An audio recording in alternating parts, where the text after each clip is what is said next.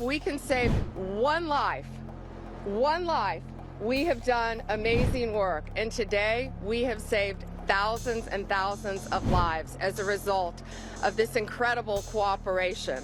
This operation is an example of the unprecedented collaboration between the military and the Department of Justice components, working closely with the U.S. Coast Guard. And look at all these great men and women in the Coast Guard. Thank you so much for your dedication. This is a textbook example of the Justice Department supporting the fight against violent crime. These drugs are worth over $500 million, almost 45,000 pounds of cocaine, pure cocaine, uncut, and 3,800 pounds of marijuana. Congratulations again to the Coast Guard. You have done incredible work, Admiral, and your team, Captain, in securing these drugs. This team, with all the agencies I just mentioned, used drones, aircraft, and ships to interdict the traffickers off the coast of Peru, Ecuador, and the Galapagos Islands. What they did saved countless American lives, countless lives. This cocaine would have been distributed throughout our country and perhaps throughout our world. 11 separate prosecutions will take place as a result of this, and they will be prosecuted in the Middle District of Florida.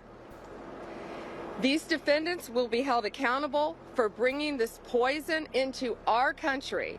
I always say if we can save one life, we have done amazing work. And today we have saved thousands and thousands of lives as a result of this incredible cooperation.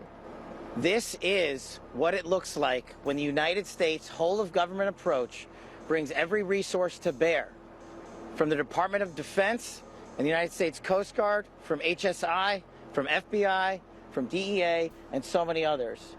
They are going to get all the drugs off the streets, off the markets, and as Attorney General Bondi said, we are going to lock them up. They are no longer going to be free to roam. We are going to dismantle the next man up theory that has been breeding in these Mexican cartels for generations. No more. We are here today because of your brave work. The men and women of the FBI that I lead, I'm humbled and honored to be here in South Florida, where I spent so much of my career before I moved to Washington, D.C. And looking around, I'm awe-inspired by the fact that when you take the rules and regulations that blockaded these brave men and women of law enforcement, military, and you unshackle them, then you should look at this seizure, and you should see how much it multiplies, and see how many children and how many young adults and how many adults' lives that we have just saved. They did it. Subscribe to One India channel and never miss an update.